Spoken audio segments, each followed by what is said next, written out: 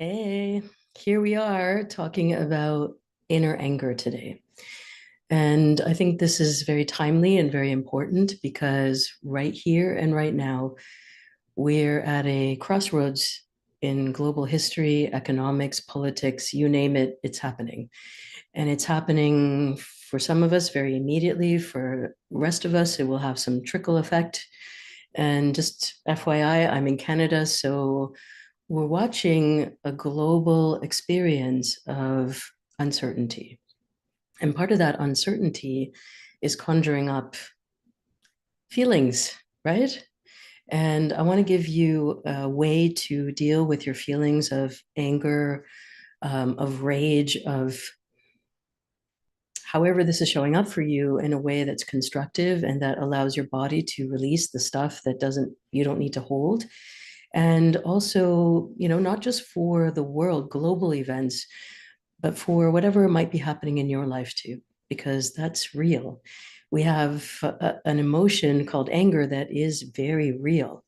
So let's get into that. My name is Salima, yoga therapist, and here we are on YouTube and doing the things so that we can really allow ourselves to join together in community and also to find a way to experience ourselves really authentically and not to make any emotions bad and some emotions good. So that's kind of the place that we're going to start today.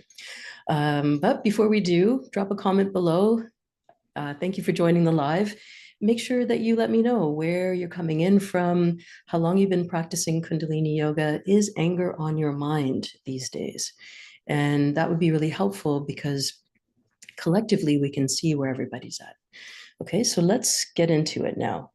The idea behind today's practice is to use mantra and to use movement as a way of removing internal anger.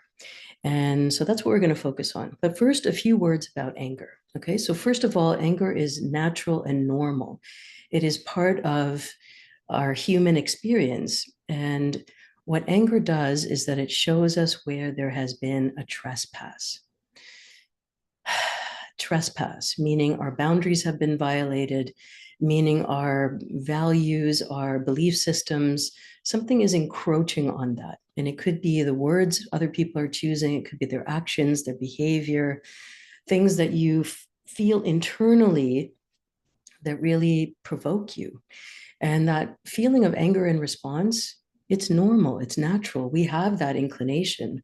Remember that one of the ways that we keep ourselves safe is a fight response. Remember the 4 different ways that our bodies respond to a trigger: fight, flight, freeze, and fawn. And so fight is right up there. And some of us will turn to anger as soon as we're provoked in whatever way. Others, it's there, but it's put in under the guise of people pleasing. Or part of the freeze response is, I don't know a good way to deal with anger. And so I'm just going to sit quietly, or I'm going to run away from this conversation, or what have you. So if you felt like, hey, I'm a spiritual person, why am I getting so angry? I should be love and light all the time. No. Your anger is showing you where some boundaries need to be in place, where your values need to be strengthened, and where you start to build words to communicate how you actually feel. So please use it as an indicator of what are the next steps. It's very valuable. Anger shows the way. Now, having said all of that, it is also true that when you and I engage in a feeling of anger, when we start to engage with people when we're angry, we automatically, when that happens, it's coming from a primal place in our brain. That's that survival mechanism. And for those of us who have been practicing Kundalini Yoga, we've been doing our kriyas, we've been doing our breath work, and we're really working on our spiritual presence in the world. There can be some shame around feeling angry. And so that's why I want to offer you this practice. That anger, when we engage with it directly and we engage with people who are making us angry, we are losing also our sense of consciousness. And let me explain why. When we respond from a very primitive part of our brain, we're not thinking about long-term consequences. We're not thinking about compassion. We're not engaging in what's the healthy dialogue here. We just want the noise to end. Am I right? And so if you resonate with this, then really what we need to do is find a way to engage with our anger that is allowing it to filter out from the body so that we can take the next steps, which is to come back into the body and say the words that need to be said, say it with our conscious mind, our adult mind, our conscious beingness. And that's what today's practice is all about. Okay, so I don't want to leave you out there in the world super angry and not sure what to do and how to do it, or people feel like they're walking on eggshells around you. What we want to do is filter that, nurture it, and then find the words that are going to be helpful. Okay, so that's our intro for today. Thank you all for joining in. Remember, I'd love to know where you're coming in from, how long you've been practicing Kundalini Yoga, and allow this dialogue to continue so that all of us can learn from each other. Okay, so please drop a comment. I'm going to start this practice in just a couple of moments. So if you are joining in live, thank you so much for making the time, carving out the time in your day. If you're joining at a later point, that's super cool.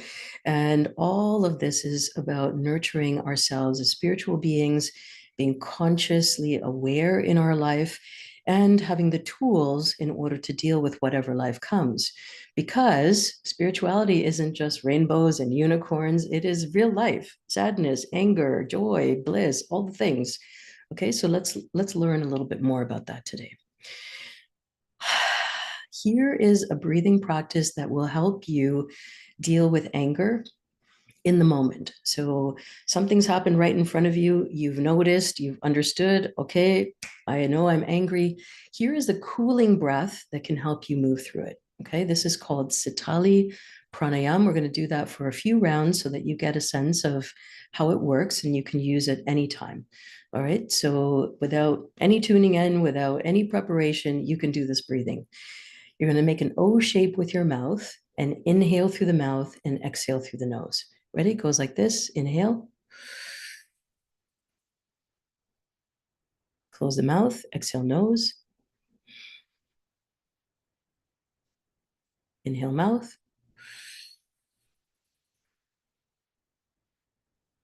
Exhale nose. Inhale mouth. Exhale nose.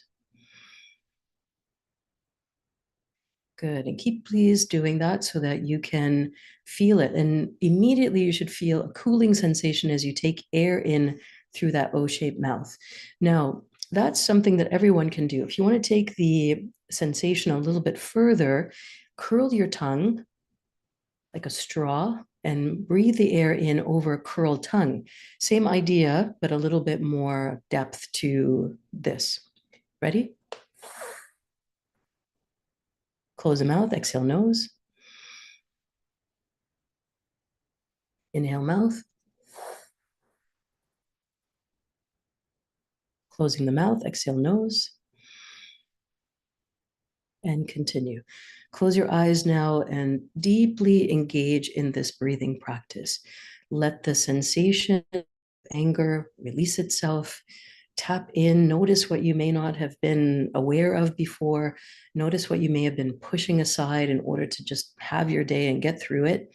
And really allow yourself to breathe here. Okay, so inhaling through the mouth, O shape or a tube, and then exhale through the nose.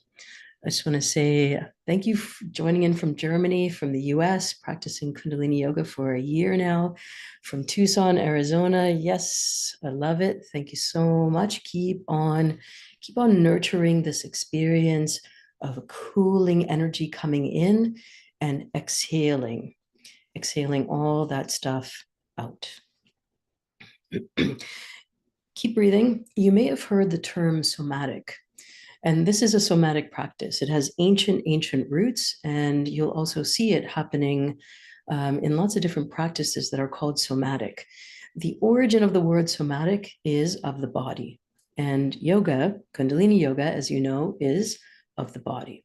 So don't get it twisted. Somatics and yoga and healing technologies that involve the body, Reiki, massage, hands-on therapies, energetic therapies, all of these are somatic. Okay, keep going. All right, make this the last 2 breaths. So inhaling through the mouth.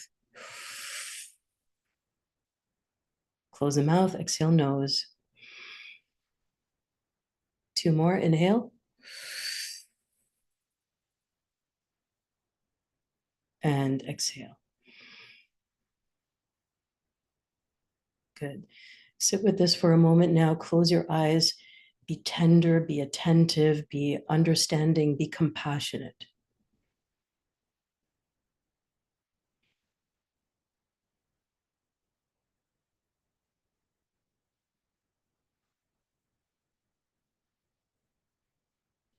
Hello to all of my friends from Arizona, from Poland, from Florida. Thank you so much. Thank you for doing this for you. All right, release now. Release from that posture, release from that experience. Let it go. Come back to it anytime. Anytime you have a moment of like, and trust me, there are moments in the course of a day, right? Please don't put your anger to the fringes. It is something to be embraced and appreciated and treated with compassion and kindness. Here in our adult state, if we can call ourselves adults, oftentimes this is where we can express the things that we weren't allowed to, or we couldn't, or were prohibited when we were younger. And so I want you to embrace your adult autonomy, your sovereignty, and take this forward. Kristen, good that you're here. Thank you so much. All right, let's do this now. We did our breathing practice, and if you missed it, please go and watch again. And if you want other contact with me, if you want to book your own private consult, group mentoring, all the links are below. Let's tune in now, pressing the palms together at the center of your chest. We're going to tune in with the Adi mantra. The Adi mantra is in the sacred language of Gurmukhi. It is a sound vibration that allows us to connect with the universe, to put our intentions out there, and to draw back an experience. Really powerful. All right, so thumbs into the bone of the chest. Shoulders are relaxed, chin is slightly tucked in. Take a deep inhale from the base of your spine and draw that energy all the way up through the top of your head. And exhale through the nose. Again, inhale, draw the energy upwards. Exhale. And let's tune in now. Om Namo Gurudev Namo Om Namo Gurudev Namo. Last one. Om Namo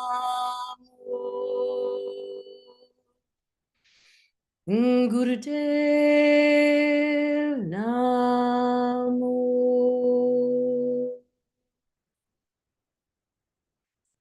Inhale very deeply. Hold the breath. Feel the sensation. Feel the opening. And exhale.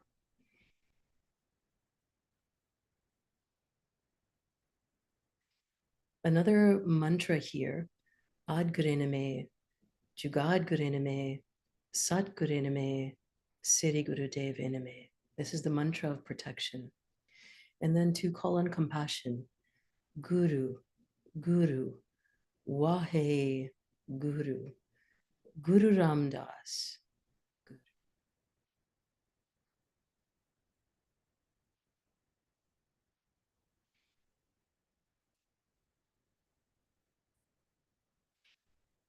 Relax, relax, relax. Good.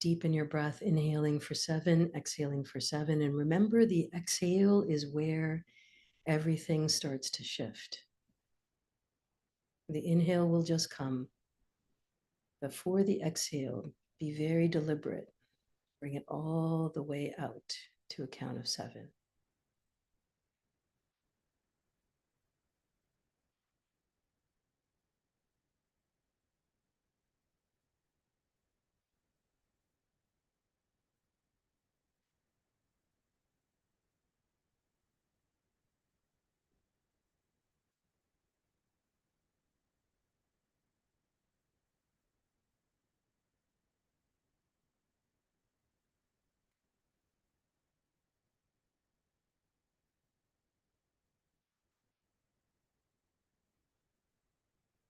Noticing if your shoulders are dropped. Notice if your breath is a little more full and open and deep. Notice any other sensations. Just a few more seconds here as we complete.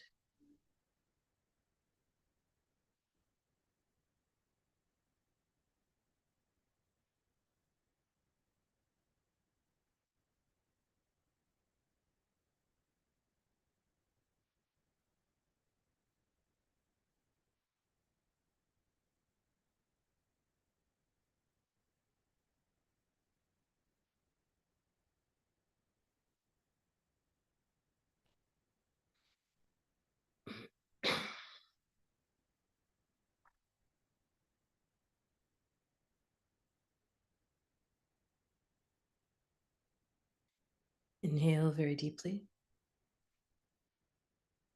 and exhale completely. Relax your hands down. Give yourself a little gentle little shake. Release that practice, release the energy, and start to claim this feeling of calm that has replaced whatever you started with, whatever happened in between. And let's go here now into our final mantra, long sat short nam. Truth is, we are one. There is only oneness. And that feeling alone is a really important one. It is part of conscious living. I am responsible. Whatever is been set into motion is there and can't be any other way. And I am not my mind. I'm not my emotions. No harm to any. Place your palms together at the center of your chest. Long Sat Short Nam in the sacred language of Gurmukhi. Inhale deeply. Sa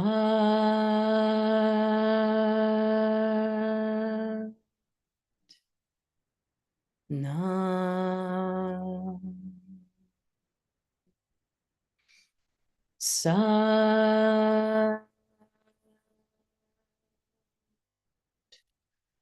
Nam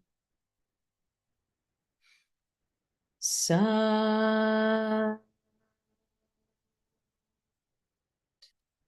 Nam.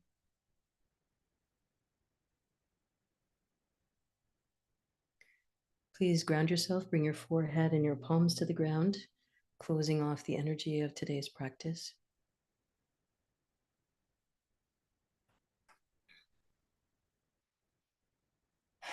And relax.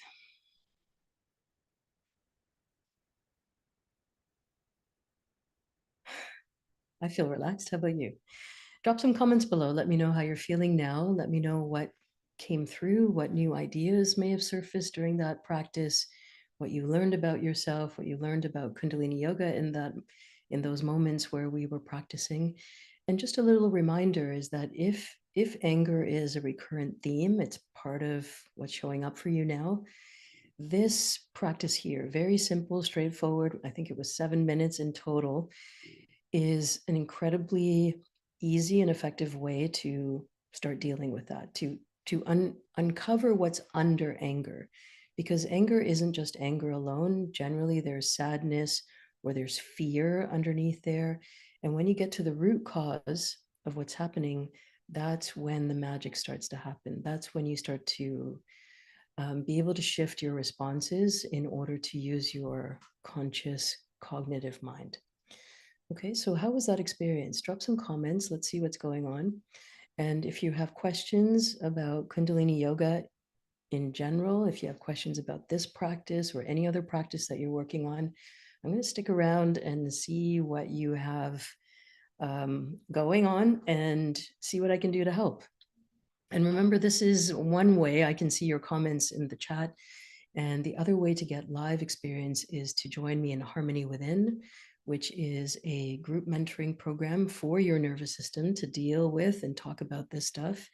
And then the amplified version is Kundalini Yoga training, which not only gives you access to these conversations live, interactive, but also the rationale and the reason why Kundalini Yoga works the way that it works. If you're working with this video, 40 days at minimum is a really good way to tap in, to learn, to understand yourself better, and you'll just feel a lot better. There is always the opportunity to shift, and finding the right method, the right technique is all you have to do. From Candace, deeply, deeply calming experience. Yes, I agree. I feel that way too, and I'm on this side of it. From STEM, Mexico. Hola. Yes, great practice. It's, you can never go wrong with Kundalini Yoga. There are so many different practices, all designed to work out a specific kind of benefit. And I want you to know not to go crazy trying to do them all and feeling like you're missing out on something if you don't try every single one. The key is to find the one that you resonate with. And what I mean by resonate, and you may have heard me talk about this on other videos, is you find that ginger ale moment, that moment where everything starts to bubble. You feel a sense of clarity, a clearing. That's how I experience it. And I call it my ginger ale moment. And so whatever practice you pick, that's the one. Please don't make yourself wrong for choosing something.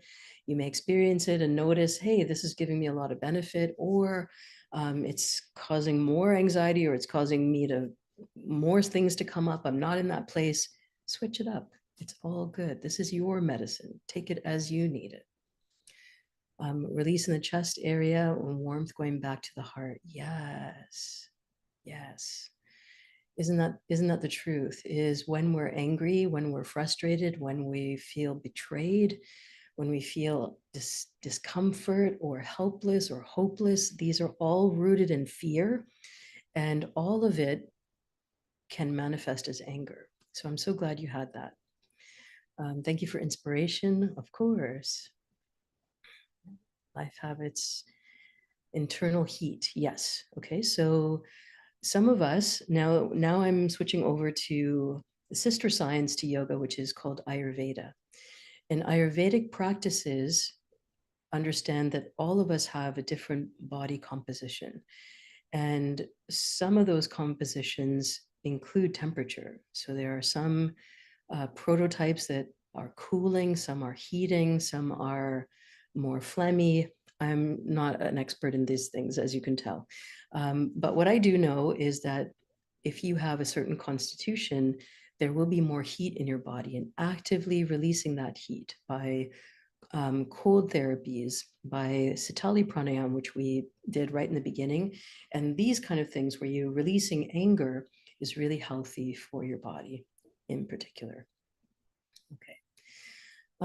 Yeah, and if nothing slows you down enough to notice, oh, this is actually coming from anger, then we keep on in those habits, right? We keep on reacting to things the same way. And of course, when we do things the same way over and over again, expecting a change in the other person, a change in the atmosphere around us, the change in what other people are doing, we end up in the same cycle and more frustrated. And so we have to deal with accumulating stuff.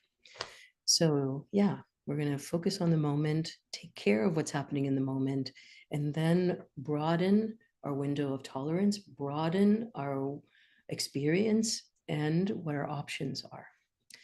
Hello from Florida. Lots of people. Lion of Judah. Interesting. All right. I'm going to like, let me know, what are the questions?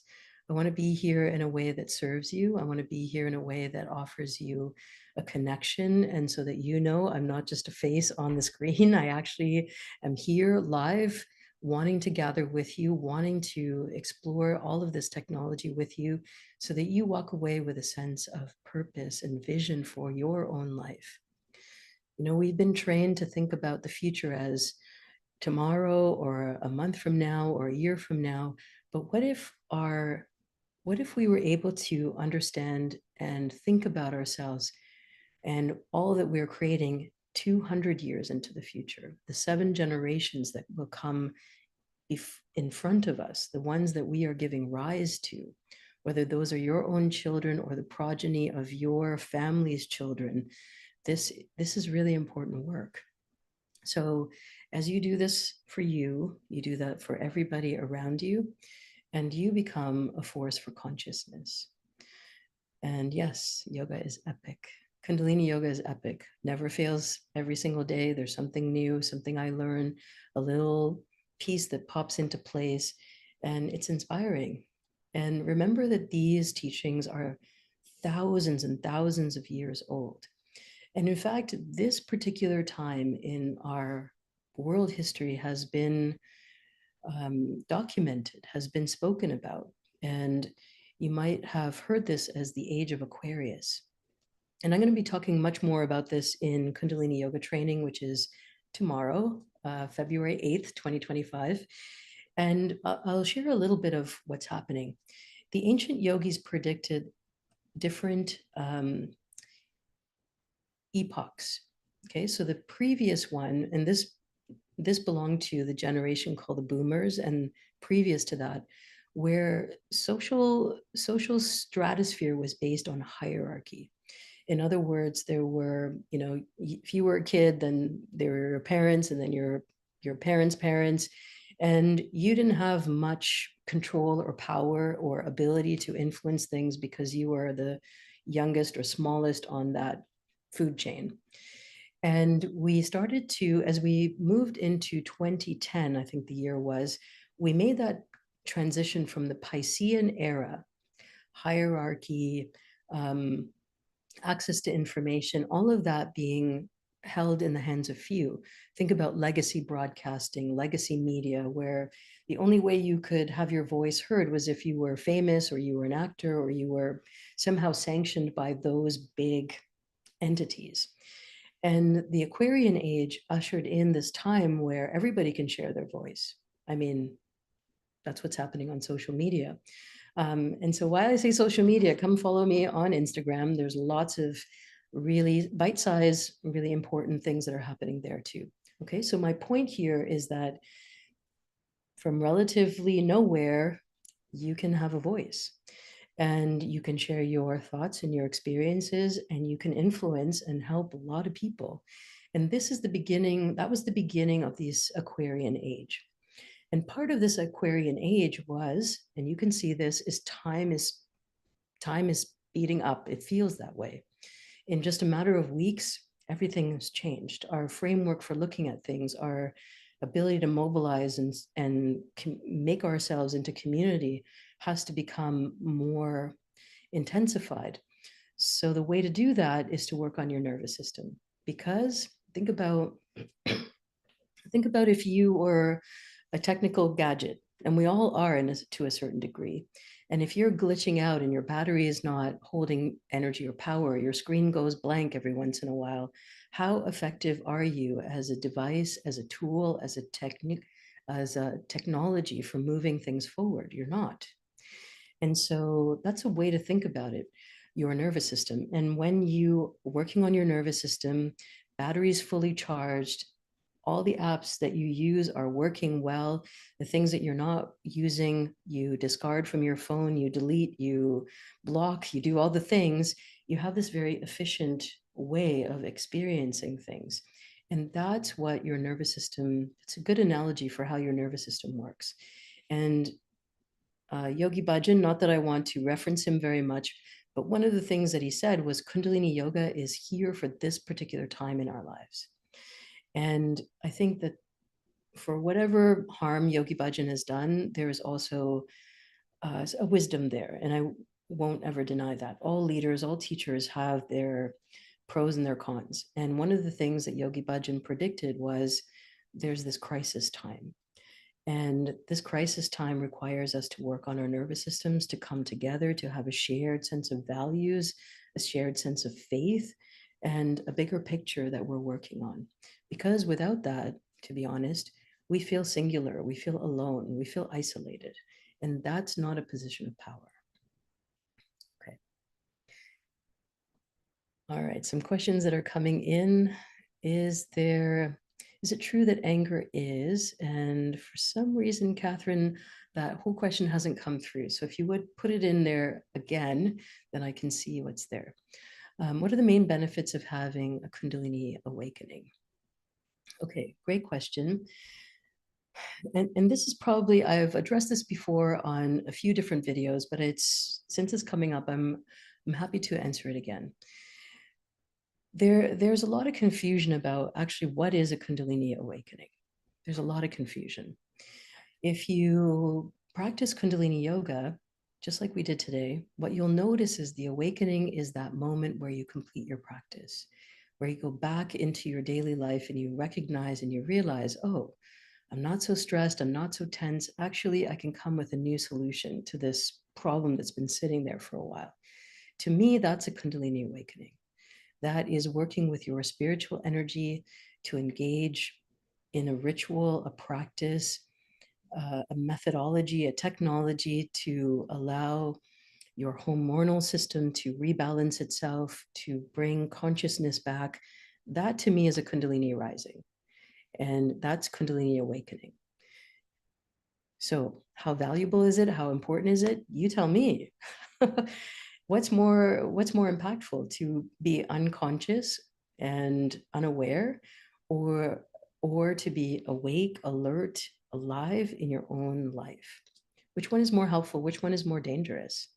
I think staying asleep at this time in history is really a very dangerous place to be, because you never know when they're coming, when you're going to be next. Okay, so that's the benefit of having a Kundalini awakening. I think what you're also talking about is, if you research Kundalini awakening, you go down this really confusing rabbit hole of, I got the jitters, and then I went, I couldn't sleep properly, I started hallucinating, I heard voices, all that kind of stuff. And in my mind, that's not Kundalini awakening. That is trauma showing up in a way that you no longer can ignore. So that's my personal experience of listening to many stories like that. Please go and check out, there's 2 videos on my channel. One is called Kundalini Rising, discussions with a neuroscientist, and the other one is The Truth About Kundalini, and that is with my own spiritual response therapist, Yamini. And I think between the two, you'll start to get a sense of what we're talking about, the difference between the two.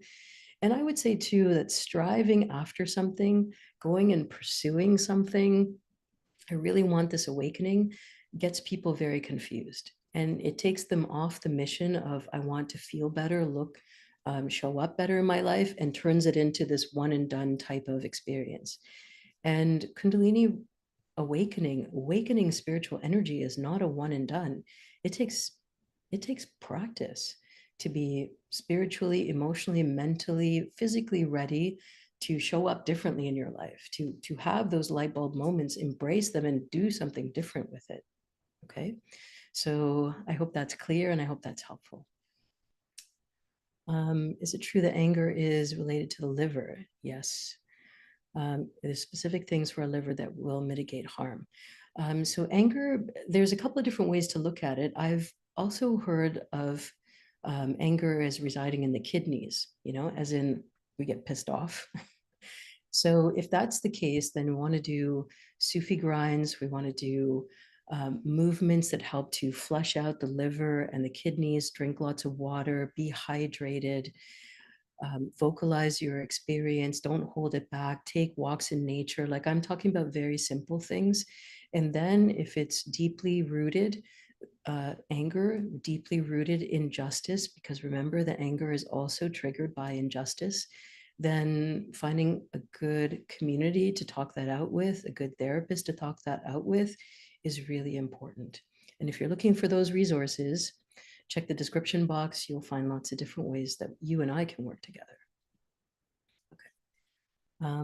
Run hot at times, discovered through human design that my determination is cold, so I stick with cold food and drink now, and it's been great. Great. Yes, and you have to work with your constitution, you have to work with your overall energy, and there's many, many different sciences that you can tap into. Ayurveda is one, human design is another. Okay. Anything negative practicing Kundalini? Me either. Most people who are talking about Kundalini rising, Kundalini awakening, having negative experiences, they're not coming from the lens of Kundalini Yoga. They're working with somebody, a teacher, somebody who is said, hey, come to my workshop, let's rise your Kundalini, let's create an atmosphere where that's the desired effect. And then there's no follow-up, and there's no discussion that happens. There's nothing really that takes place after that. And that leaves a lot of people feeling rudderless, they're kind of floating out in an ocean of like, okay, what do I do with this consciousness?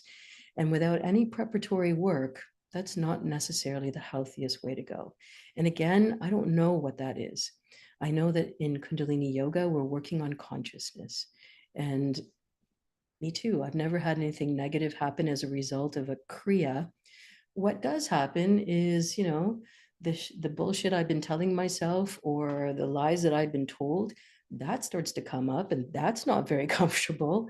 And, do I blame it on my practice? No, but I thank my practice for bringing that to my conscious awareness so I can do something about it.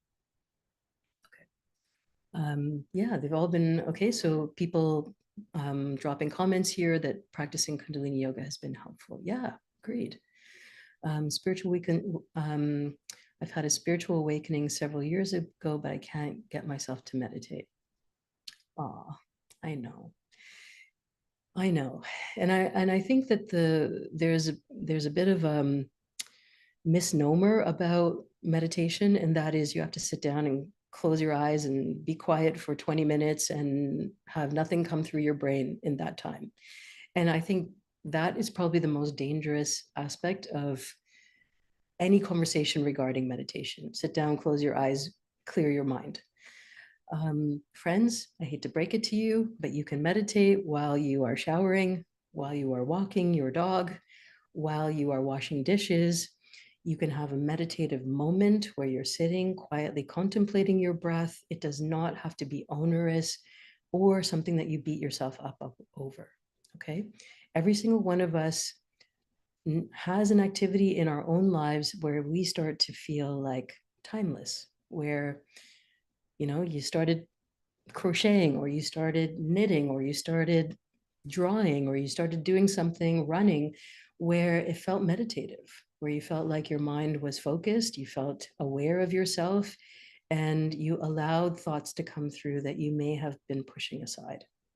So please remember that meditation is not meant to create more self-harm. It's meant to give you a reprieve from all the chatter.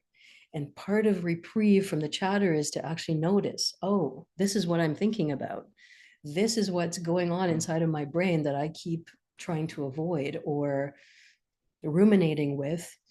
But actually, let me just allow myself to witness it. Witness it as if it was a child telling you a story. Witness it like it was your younger self telling you a story.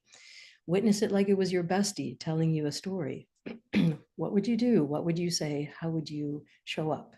You'd probably just listen and then ask them, do you want some advice or do you want me to listen? Okay. Have I thought about writing a book? Not yet. I think most of my work right now is online and in this format, but you never know. You never know. Thank you. All of my energy centers are out of place, stagnant energy for years. Okay, Wade, what I would like you to do is check out my channel and look for practices that are for the chakras. Okay, listen to that conversation. Some are practice videos, some are speaking videos. Listen to that and then get a sense of your internal alignment. It's not super hard. Find your way into that and then pick any Kundalini practice that is a little bit more physical. I can think of two right off the top of three. One is balancing head and heart. That's a really good one. The second one is called Kundalini Yoga for the spine and the nervous system. My very first video on YouTube. I look a little different, but it's me. And then the other one is called Kundalini Yoga for life purpose.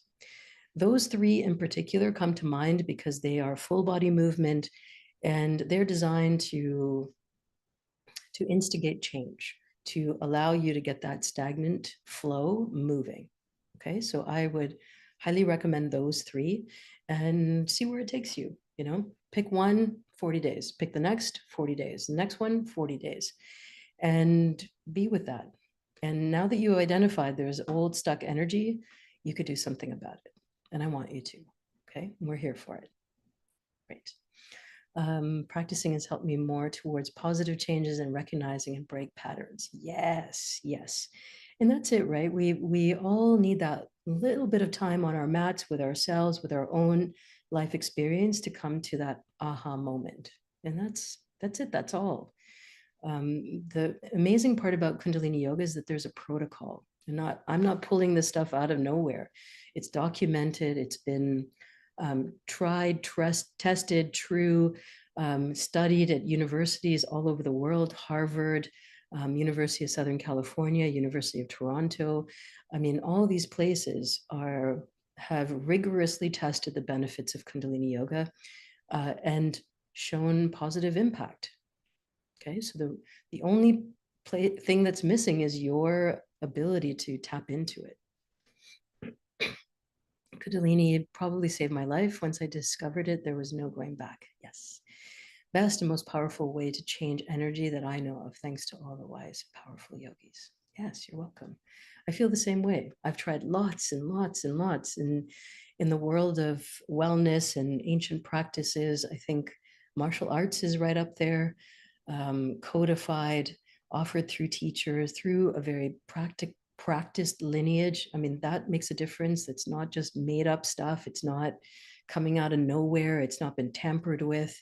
It is true to form. And that form is partly what gives it its practical benefits. Okay. Did we get to everything today? Did you ask all the questions that you needed to ask? I'll stay on for a couple more minutes.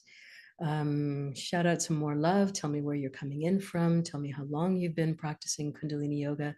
How was your practice today? What did you notice? What came up for you? And will you be joining me for Kundalini Yoga training? Will you be joining me for Harmony Within? Or maybe you want something more one-to-one. You can also book those. It's really important, you know, that part of our investment in ourselves is in our spiritual experience. Because at the end of the day, the body is finite. The body will release itself, and the soul continues onward. The soul takes another form, and that soul will always have the results, the impact of this lifetime that we're all living, and will seek to clarify, rectify, to resolve anything that we didn't get to in this lifetime. That's not a penalty. That is the ongoing nature of the soul's progression through lifetimes. So, you know, where I could learn sacred Reiki over the next 10 years. No, I'm not a specialist in Reiki at all. I have taken one designation, but it's not my home practice. So I am not aware of the best resources there, and I don't want to mislead you. What time? Excuse me. What time do I start on Fridays? 12 p.m. Eastern time. And I go for about half an hour for the practice, and the rest is based on your comments and feedback and the questions that you'd like me to answer. Okay, so you can mark your calendars now, 12 p.m. on Fridays. If you have subscribed to this channel, you'll get notifications in your inbox, so an email notification. And that's a really easy way to stay in touch. if you don't want to mark up your calendar. Yes, every yoga practice has come from a lineage, has come from a teacher who taught a student who then taught more students, and so on and so on. And though yoga will morph over time, will shift and change based on cultural norms, social norms, um, ability for the practice and the teachings to be shared, all of that impacts how it happens. But being true to the lineage is part of the benefit of Kundalini Yoga.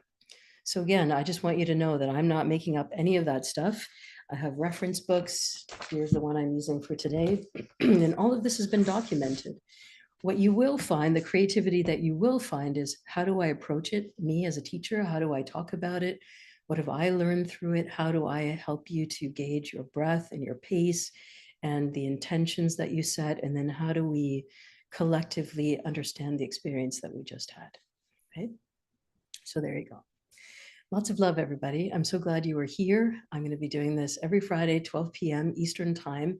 And there are lots and lots of other ways that we can work together more frequently, more interactively. Please check the description box. I'm here for you. Until we meet again, my name is Salima, yoga therapist. I thank you for being here for the ride. And if you found all of this helpful, please share, please like, please subscribe, do the things so that we can keep on generating this community, keep on nurturing the teachings, and show up for each other. Until next time, lots of love. Bye.